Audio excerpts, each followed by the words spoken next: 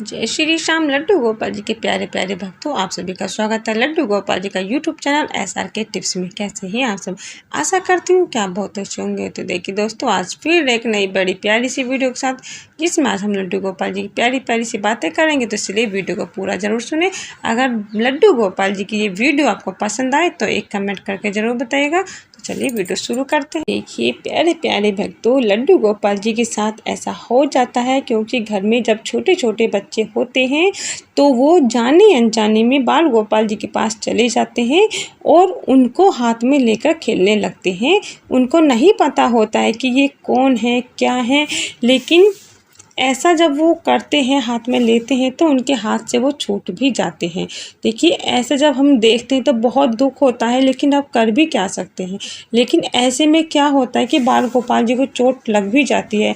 उनकी सिर की जो जूड़ा बना होता है वो टूट सकता है, उनकी आंखें निकल सकती हैं, या हाथ में भी उनके चोट लग सकती है, कुछ भी हो सकता है। लेकिन अगर जब ऐसा हो जाता है तो ऐसे में हमें क्या करना चाहिए अपने बाल गोपाल जी के साथ? कैसे हम अपने मन को ये समझाएं कि हमारे बाल गोपाल जी ठीक हैं? देखिए, अगर किसी वजह से बाल गोपाल जी गिर जाते हैं तो सबसे पहले जो कार्य है वो ये है कि बाल गोपाल जी को हाथ में लें और अपने सीने से लगाएं और उनको लाड़ करें। उनकी जहाँ चोट लगी हो वहाँ मसलें या थोड़ी चिकनाई घी की लेकर उनकी मालिश करें और उनको लाड़ करें, जिससे कि आपको संतुष्टि मिले कि बाल गोपाल जी को दर्द अब नहीं हो रहा है। ऐसा करने से मन को बहुत शांति मिलती है। मन को शांति मिलने का कारण है कि हमारे बाल गोपाल जी को आराम लगा है। अगर बाल गोपाल जी के जो जूड़ा होता है वो टूट जाता है तो देखिए कोई बात नहीं, इसमें अब टूट गया तो क्या कर सकते हैं, लेकिन आप सेवा करनी मत छोड़िए। ये मत सोचिए कि बाल गोपाल जी खंडित हो गए हैं। इस तरह से बाल गोपाल जी खंडित नहीं होते हैं, छोटी मोटी चोटें लगती ही रहती हैं। अगर ऐसा होता है तो बाल गोपाल जी के लिए हाथ में दर्द है तो आप थोड़ी सी हल्दी घी में गर्म करके उसका लेप कर सकते हैं और बाल गोपाल जी को आराम से बैठने दें और उनको आराम करने दें।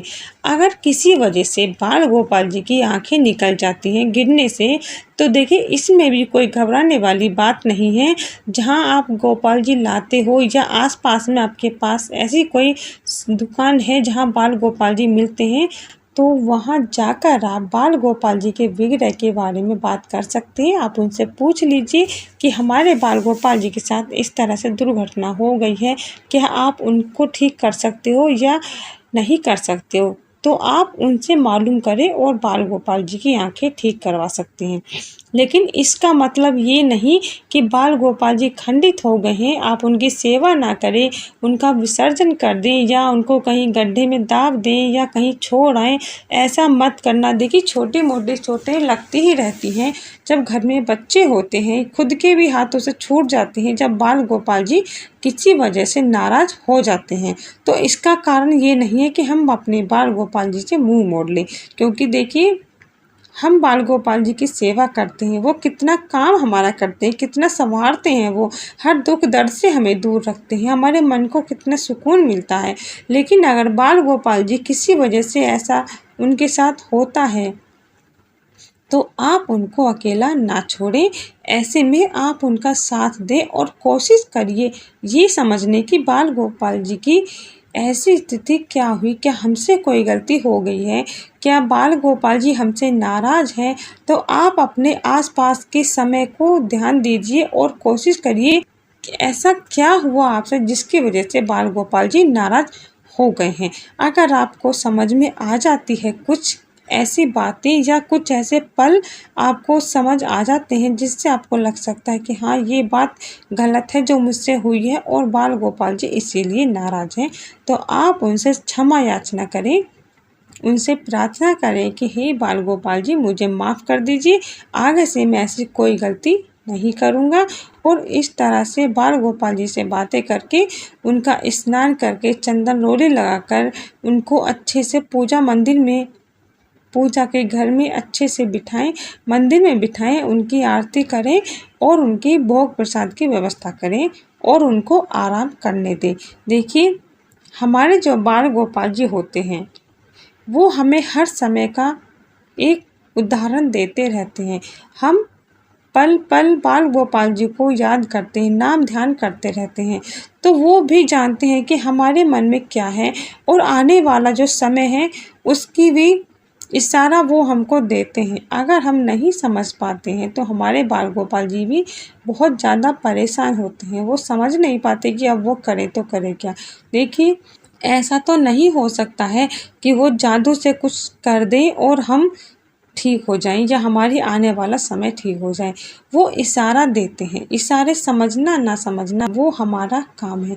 अगर हम उनके इशारे नहीं समझ पाते हैं तो इसका मतलब ये है कि हमारी भक्ति अभी पूरी नहीं है, हमारा जो मन है हमारे बाल गोपाल जी से नहीं मिला है। देखिए, जब बाल गोपाल जी से मन मिल जाता है तो हम बाल गोपाल जी के इशारों को समझने लगते हैं, उनकी कही हुई बातों को समझने लगते हैं। आने वाले समय का जो इशारा हमारे बाल गोपाल जी देते हैं वो हमें खूब अच्छे से समझ आ जाता है और हम संभल भी जाते हैं। तो ऐसा अगर आप करते हो तो हमारे बाल गोपाल जी ज़्यादा परेशान नहीं होंगे। आप अपने बाल गोपाल जी के साथ ऐसी कृपा बनाए रखें और उनको ज़्यादा परेशान ना करें। देखिए, हमारे जो बाल गोपाल जी हैं, कहीं न कहीं किसी न किसी वजह से उनके साथ ऐसी दुर्घटना हो ही जाती है।